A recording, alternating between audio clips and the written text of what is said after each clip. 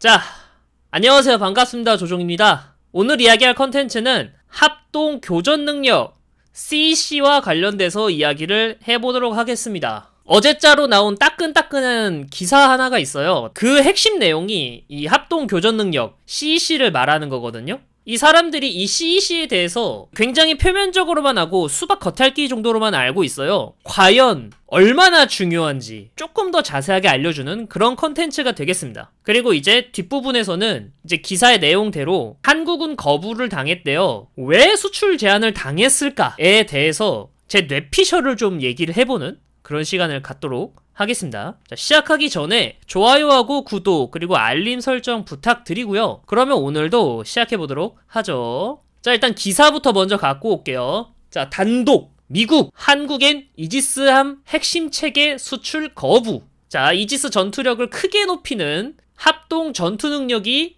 한국 해군에는 없는 것으로 드러났다. 뭘 드러나? 다 알고 있었던 건데. 이 기자도 참 드러난 적이 없어. 숨겨야 드러난 거잖아. 근데 숨긴 적이 없어. 그냥 처음부터 없는 거 다 알고 있었어. 여튼 그래서 없는 거 아니까 해군은 미군 측에 CEC 도입을 타진했으나 받아들여지진 않았다. 근데 이게 우리만 안 받아들여진 거다. 호주, 일본에는 CEC를 제공한 미국이 같은 동맹국인 한국에는 수출하지 않으려는 이중적 태도를 보이고 있는데 따른 것이다 라고 세계일보에서는 주장을 합니다. 세계일보 헤드라인도 보면은 호바트급 1 마약급에겐 제공했는데 한국만 구체적인 이유를 명시하지 않고 불가능하다고 했다. 군은 독자 기술 개발에 나섰지만 기존 체계 연동 가능성은 불투명하다. 굉장히 좀 부정적인 맥락으로 좀 서술을 했어요. 그리고 솔직히 부정적인 게 맞긴 하죠. 그러면 이 기사에서도 이 CEC 도입에 대해서 거부당해서 이거 좀 심각하다 이렇게 말을 하잖아요. 그럼 CEC가 과연 뭔지에 대해서 정확히 알아야 되잖아요. 그래서 이제 CEC에 대한 설명을 좀 해드릴게요. CEC는 간단하게 표현하면 이겁니다. 이게 이제 B함이 있고 A함이 있어요.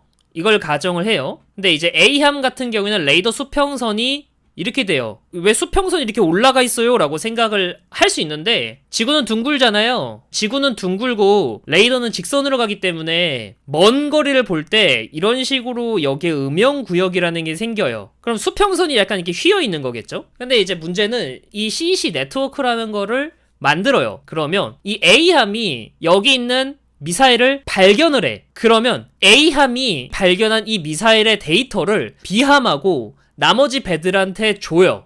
이 CEC 네트워크를 통해서. 그러면 그걸 바탕으로 이 B함과 여기 뒤에 있는 배들이 요격 미사일을 쏴서 요격을 할 수 있는 그런 개념입니다. 그러면 여기 있는 이 B함 뒤에 있는 이 배들은 얘를 레이더로 탐지를 안 했는데 요격을 할 수 있는 거잖아요. 이 A함이 탐지한 정보를 바탕으로 기본적인 개념은 이래요. 그래서 좀 정리하자면 CEC란 Cooperative Engagement Capability, 그러니까 우리나라 말론 합동 교전 능력이라고 합니다. 간단히 요약하자면 네트워크를 통해서 이 전체 함대를 통합적으로 운영하는 능력을 말해요. 이제는 함대가 개별의 전투함이 모인 집단이 아니라 이 함대라는 종합적인 전투력으로 따지는 시대가 온 거예요. 그러니까 1+1은 2가 아니라 3, 4일 수 있는 그런 시대가 됐습니다. 그리고 이런 방식의 네트워크 교전을 한 이유는 아까도 말했듯이 이렇게 지구가 둥글기 때문에 수평선 너머에 있는 표적을 탐지할 수가 없어요. 현대는 레이더 탐지 범위보다 미사일의 사거리가 더 길어요. 이게 시즈탱크 같은 거예요. 시즈탱크도 내 시야보다 사거리가 길잖아. 딱 그 상황이에요. 미사일의 사거리 자체는 수평선보다 더 길기 때문에 더 멀리 탐지하면은 이 미사일의 사거리를 풀로 쓸 수 있겠죠. 그래서 CEC가 가능하다라는 거는 뭘 의미하냐? SM2, SM6의 유효 사거리가 스펙시트에 적혀있는 사거리와 비슷할 정도로 넓어진다는 걸 의미해요. 군필자들은 아시겠지만 K2의 유효 사거리와 최대 사거리가 있잖아요. 근데 우리가 알고 있는 SM2 미사일, SM6 미사일의 사거리는 거의 최대 사거리를 의미해요. 유효 사거리는 기밀이거든요. 근데 확실한 건 이 CEC를 통해서 유효 사거리 자체가 기존보다 넓어진다라는 건 확실합니다. 단순히 이 CEC 네트워크도 개량을 할 때 장비만 좀 몇 개 달면은 바로 쓸 수 있어요. 근데 그 장비를 미국이 수출을 거부한 겁니다, 이번에. 자, 여기까지 이해하면 응용을 몇 개 할 수 있어요. 근데 이제 CEC의 무서운 점은 단순히 이런 개념도가 아니라 이 개념을 활용했을 때 굉장히 넓은 활용도를 가지고 있다는 점이거든요. 가장 먼저 활용할 수 있는 건 이런 식이에요. 자, 이게 뭐냐. 아까도 말했지만은 CEC는 다른 배의 레이더 정보를 바탕으로 내가 요격을 할 수 있다는 소리잖아요. 그러면 이지스함이 먼저 탐지를 했어. 근데 나는 항모나 아니면 이제 경항모 아니면은 강습 상륙함이야. 그러면 기본적으로 얘네들은 끽해봤자 시스페로우, 램 뭐 이런 거밖에 안 달려있을 거 아니에요. 사거리가 20km 이내란 말이야. 기존 같았으면은 만약에 미사일이 날아오면은 대충 한 50km에서 탐지하고 준비를 했단 말이죠. 이제는 그게 아니라 이지스함의 고급 레이더로 멀리서 먼저 탐지를 하고 그 데이터를 항모에게 제공을 하면은 시스페로 사거리 안에 들어오자마자 바로 요격을 할 수 있습니다. 이 특징을 좀 한 문장으로 표현하면 CEC를 통해서 아군의 레이더를 마치 지금 내 것처럼 사용할 수 있다는 거예요. 그래서 아까 말했듯이 항공모함과 같이 대공 장비가 부족한 함종은 사거리 밖에서 미사일을 탐지하고 미사일을 발사할 수 있는 준비 시간도 벌 수 있고요. 그리고 두 번째는 준비 시간을 벌 수 있다는 건 요격을 위한 더 완벽한 대공방어 스케줄을 짤 수도 있다는 소리란 말이야. 한 번 더 체크를 하든 아니면 더 더블 체크를 해서 더 정확도를 높이든 이렇게 해가지고 훨씬 더 이제 요격 확률을 높일 수도 있단 말이죠. 이런 식으로 효율적으로 이제 요격을 할 수 있다. 자, 이게 첫 번째 응용이고요. 두 번째 응용은 뭐냐? 여기는 이제 항공모함 같은 고가치 표적이지만 대공 방어 장비가 좀 부족한 애들이 이런 식으로 대공 방어 효율을 높일 수 있다는 거잖아. 거꾸로 그러면은 이지스함까지는 아닌데 어느 정도 성능이 받쳐주는 호위함들은 CEC에 들어가면은 성능이 뻥튀기 되는 거 아니냐라고 할 수 있잖아요. 네, 맞아요. 뻥튀기 됩니다. 좀 편한 예시를 위해서 충남급 호위함하고 세종급 구축함이라고 할게요. 전부 이제 CEC가 가능하다고 치자고요. 그럼 우리가 알고 있는 거 있잖아요. 충남급 호위함은 이 해궁 대공 미사일이 사거리가 20km밖에 안 돼요. 근데 레이더는 대충 한 이제 300km 정도 목표를 탐지하는 게 가능합니다. 반면에 세종대왕급은 충남급 호위함보다 당연히 더 넓은 레이더 탐지 거리를 가지고 있고 사거리 최대 150km 정도 되는 그 SM-2 미사일을 가지고 있죠. 자, 근데 만약에 둘이 CEC가 연결이 돼 있어. 그럼 어떤 일이 벌어지냐? 이 충남급이 앞에 있어요. 이 충남급이 먼저 여기에서 있는 항공기가 저공 비행하는 걸 탐지를 했어. 여기 있는 이 세종대왕급은 음영구역 때문에 여기가 안 보여. 근데 충남급은 잡았어, 얘를. 그러면 이 잡은 데이터를 세종대왕한테 넘기면 이 세종대왕이 이 데이터를 받아가지고 바로 이제 이 항공기들을 요격할 수 있겠죠. 이 충남함이 보낸 데이터를 바탕으로 요격할 수 있겠죠. 이 뜻은 뭐냐? 아까 말했듯이 구형 호위함들의 가치를 높일 수 있습니다. 기존의 레이더 성능 자체는 좀 괜찮은데 끽해봤자 20km 정도의 개함 방공 미사일만 갖고 있는 그런 전투함들이 만약에 CEC를 할 수가 있다면 굉장히 높은 가치의 배로 탈바꿈하게 됩니다. 엄청나죠? CEC 하나만 있으면 거의 뭐 이지스함을 하나 더 추가한 것과 같은 그런 효과를 가질 수도 있어요. 조금 과장해서 말하면. 그래서 예시입니다. 만약에 충남급 호위함에 적기가 적 미사일을 접근을 해. 그러면 세종급 구축함이 충남급 구축함 호위함 주변 50km 이내에서 접근하기 전 요격하는 것도 가능합니다. 좀 간단하게만 얘기하려고 배만 얘기했는데 사실 항공기도 CEC가 돼요. 항공기도 레이더가 있잖아. 이걸로 CEC가 돼. 대표적으로 조기경보기가 가능하고요. 그리고 두 번째로 F-35 있잖아요. 그것도 그 CEC가 가능합니다. 자, 그리고 이것만 있는 게 아니에요. 이게 레이더를 어쨌든 복합적으로 운영하는 개념인 거잖아요. 마치 이 하나의 군체처럼 운영하는 게 CEC의 특징이잖아. 그럼 만약에 내가 재밍을 당했어. 그러면은 다른 배들이 백업을 해줄 수도 있다는 소리겠죠? 이런 식으로 그림으로 표현하면 이래요. 이거는 시뮬레이션인데 만약에 여기서 이제 재밍을 한다고 쳐. 그래서 이게 이제 블라인드 존이 됐어요. 이만큼이 블라인드 존이 됐어. 그럼 여기는 이제 레이더를 못 쓰잖아. 이쪽으로 이제 미사일이 날아온다고 가정을 해봐요. 그런데도 요격할 수 있어요. 어떻게? 여기 있는 배하고 여기 있는 배들은 재밍이 안 돼 있을 거 아니야. 얘네들이 이제 탐지를 해가지고 이 재밍당한 이 배가 여기 있는 레이더들의 정보를 바탕으로 요격을 할 수 있어요. 얘는 분명히 재밍을 당했는데 레이더가 먹통이 됐지만 여기 사이드에 있는 이 배들은 블라인드 존 밖에 있기 때문에 레이더를 쓸 수 있단 말이야. 그러면 쓸 수 있는 이 레이더를 바탕으로 재밍당한 배들이 재밍을 당했더라도 요격을 할 수 있다는 소리예요. 이건 엄청난 겁니다. 저는 이걸 굉장히 높게 봐요. 다른 거는 솔직히 부가적이라고 생각하고 CEC의 가장 핵심은 재밍에 대한 대응 능력이 굉장히 높아진다라는 거에 굉장히 높은 점수를 주고 있어요. 그리고 천연 재밍이 있을 거 아니에요. 날씨가 안 좋을 때. 날씨가 안 좋을 때도 마찬가지로 CEC로 해결을 할 수 있어요. 왜냐? 여기가 날씨가 안 좋아. 그러면 밖에 있는데 레이더로 이제 미사일 탐지하고 여기서 탐지하고 여기서 탐지해. 그러면 각각의 이제 데이터들을 받을 거 아니에요. 각각의 이제 레이더 장비에서 받은 경로점들이 있을 거 아니에요. 이 경로점들을 중앙에서 다 합성하면 내가 요격해야 될, 내가 추격해야 될 목표가 어떻게 가는지 파악을 할 수 있겠죠. 이게 개사기인 거예요. CEC의 핵심은 다양한 탐지 자산들을 하나로 통합하고 그 데이터를 합산해가지고 정확한 정보를 만드는 데 있어요. 개사기입니다. 자, 여기서 한 발짝 더 나가면 돼요. 걔 미친 스킬이 하나 더 생기는데 이렇게 다양한 레이더를 바탕으로 이렇게 합성해가지고 하나의 깨끗한 표적을 탐지를 해낼 수 있으면 역으로 사진 찍듯이 어떤 물체인지 정확하게 얘기할 수 있지 않냐? 라고 할 수 있잖아요. 실제로 그런 기술이 있습니다. A하고 B하고 다른 각도에서 표적을 탐지를 했다면 반사되는 RCS 값이 다를 거 아니야. 그러면 그 정보를 합산을 하면은 지금 레이더에 반사된 이 표적이 어떤 표적인지 이런 식으로 대충 3D 모델링을 할 수가 있어요. 물론 요거는 약간 좀 과장된 겁니다. 이 정도까지 이렇게 표현이 되진 않아요. 대략적으로 어떤 표적인지 음영을 좀 그려낼 수 있을 정도가 됩니다. 만약에 이제 그냥 4세대 전투기, 4.5세대 전투기까지는 정확하게 어떤 표적인지 알아낼 수 있다. 만약에 스텔스기다. 탐지를 해낼 수 있다는 소리죠. 이래서 CEC가 개사기라는 거예요. 미국이 CEC를 최근에 개발한 게 아니거든요. 제가 알기로 미국이 CEC를 1970년대인가? 그때부터 개발을 시작해가지고 이제서야 막 보급화하고 있는 걸로 알고 있거든요. 이래가지고 CEC는 미래전의 핵심입니다. 미래전에서 CEC가 안 되면 아무런 의미가 없어요. 그래서 우리 해군도 CEC 업그레이드하게 CEC 장비 수출해달라라고 주장을 했는데 미 해군이 거부했답니다. 저도 맨 처음에 헤드라인만 봤을 때는 올해 들어온 일이구나, 큰일 났네 이 생각했는데 올해 일이 아니더라고. 24년 6월에 요청해서 같은 해 8월에 답신을 받았대. 이거는 저는 좀 큰일이라고 생각을 해요. 단순히 정조대왕급이 CEC 업그레이드를 못하게 됐다, 이것만 의미하는 게 아닐 거란 말이야. 제일 걱정되는 건 정조대왕이 아니라 세종대왕급입니다. 이 세종대왕급이 개량해야 된 타이밍이에요. 거의 15년 다 돼가죠, 운영한지. 이제 슬슬 장기 오버홀 들어가서 개량을 해야 되는데 그때 개량할 때 CEC 업그레이드하고 이지스 시스템 업데이트 해가지고 SM6 미사일 운영하고 그래야 된단 말이죠.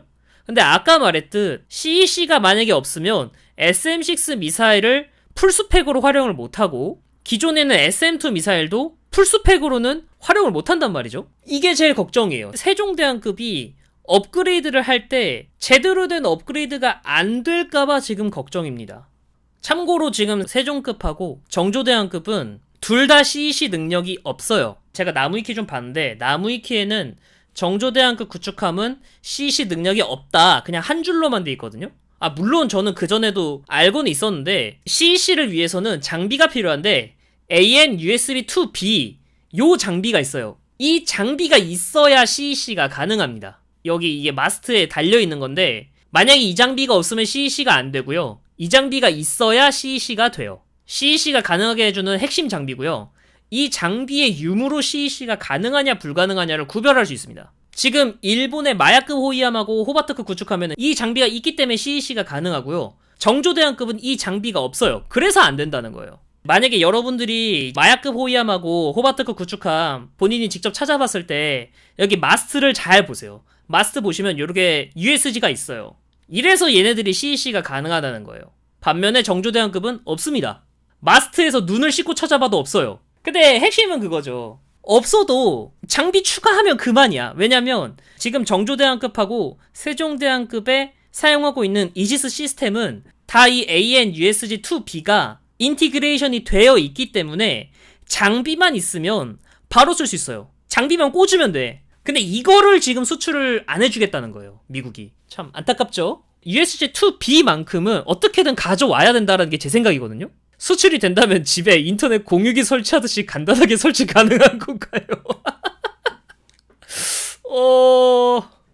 중간 과정은 좀 복잡할 수 있는데 USB 꽂듯이 바로 꽂으면 인식하잖아, USB들. 그런 것처럼 바로 쓸 수는 있어요. 물론 이제 꽂는 그 중간 과정이 좀 그런 건데. 뭐 여튼 그렇고요. 근데 이 USG2B인데 그냥 USB라고 말해도 되지 않을까? 뭐 여튼. 자, 그러면 미국은 왜 안 팔까? 여기서부터는 제 뇌피셜입니다.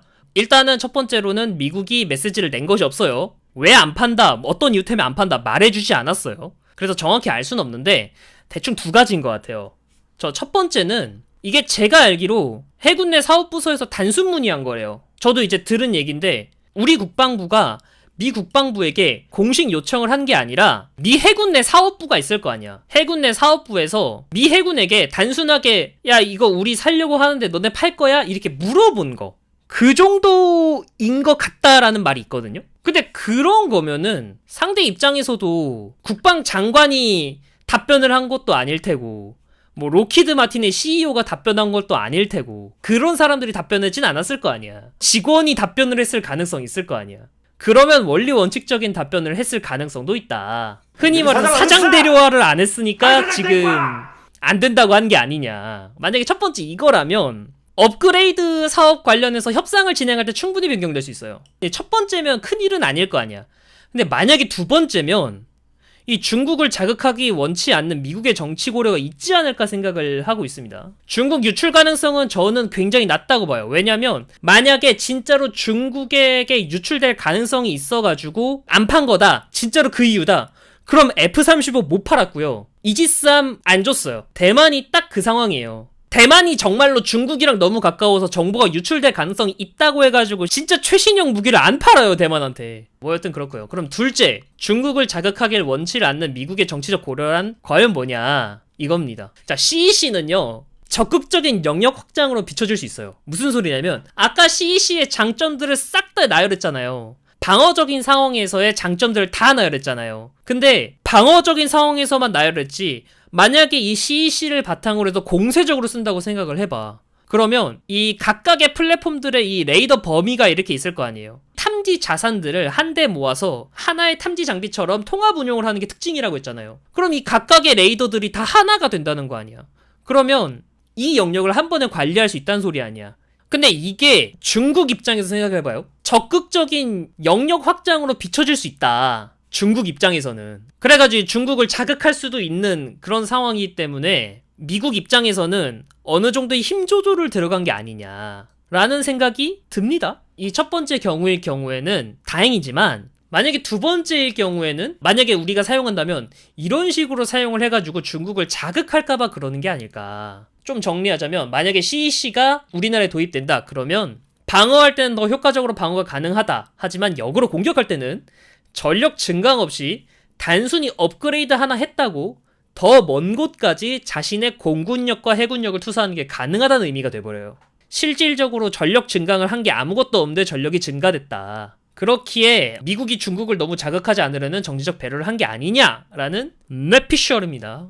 주의하세요. 뇌피셜입니다. 어쨌든 CEC 수출 안 한다고 하잖아. CEC 수출 안 한다고 하는데 그러면 우리 손 빨고 기다릴 수는 없는 노릇이니까 당연히 한국형 CEC 개발하고 있습니다. 우리 해군은 해상통합방공체계라는 이름으로 한국형 CEC를 개발 중이고요. KDDX가 진수될 때 함께 전력화될 예정이라고 합니다. 근데 이 CEC가 나라마다 좀 이름이 달라요. 우리나라는 해상통합방공체계라고 하고 미국은 CEC라고 하고 일본 같은 경우에는 FC 네트워크라 그래요. 정리를 한번 하겠습니다. 일본과 호주에 비해서 한국은 CEC 수출이 거부된 거 사실입니다. CEC는 미래전에 대응하기 위해서 반드시 가지고 있어야 되고요. 만약에 CEC 업데이트를 못한다면 세종급하고 정조급은 앞으로 10에서 20년 뒤에 미래 전장에 제대로 대응하지 못할 겁니다. 이거는 진짜 좀 걱정이 돼요. 이 악물고 우리한테 CEC 업데이트 절대 안 해주겠다 이렇게 말하면 진짜 답이 없어요. 이거는 진짜 좀 해결해야 되는 문제예요. 이걸 해결해야 되는데 미 해군이 CEC 수출을 거부했기 때문에 정확히 왜 그런지는 알 수 없지만 어쨌든 간에 이 부분에 대해서는 정부하고 국방부는 이 문제를 해결하기 위해서 정말로 노력을 해야 됩니다. 요거는 진짜로 대처를 해야 돼요. 그리고 이와 동시에 미국의 그 네트워크 체계 안에서 천년만년 있을 수는 없는 노릇일 거 아니야. 미국의 그런 안보 우산 하에 할 수 없는 거는 미국한테 맡기되 우리가 할 수 있는 선에서는 우리 스스로 문제를 해결할 수 있는 걸 미국한테 보여줘야 될 거 아니야. 그래야 참된 동맹국일 거 아니야. 그런 의미에서 한국형 CEC 개발은 물론이고요. 한국형 데이터 링크 체계 등도 국산화하는 등 이런 노력을 아끼지 않아야 됩니다. 굉장히 당연한 소리죠. 근데 KDDX는 언제 건조할 건데, 이 야발년들아. 잠시 희망 회로를 좀 굴리고 가죠. 해군, 서울 아덱스에서 전력 증강 비전 2040 전격 공개. 한국형 차기 이지스 구축함 12척 추가 건조하겠다. 가슴이 웅장해집니다. 배치 1, 배치 2, 배치 3로 나눠서 건조한대요. 그런 계획이래. 뭐 여튼 오늘 컨텐츠는 여기까지고요. 재밌게 보셨다면 좋아요하고 구독 그리고 알림 설정 부탁드리고요. 멤버십 가입을 안 하신 분들은 멤버십 가입도 해주셨으면 정말로 감사하겠습니다. 오늘도 제 컨텐츠를 시청해주셔서 감사하고요. 다음 시간에는 더욱더 재밌고 알찬 그런 컨텐츠를 제공하도록 하겠습니다. 오늘 시청해주셔서 감사합니다. 안녕! 뿅!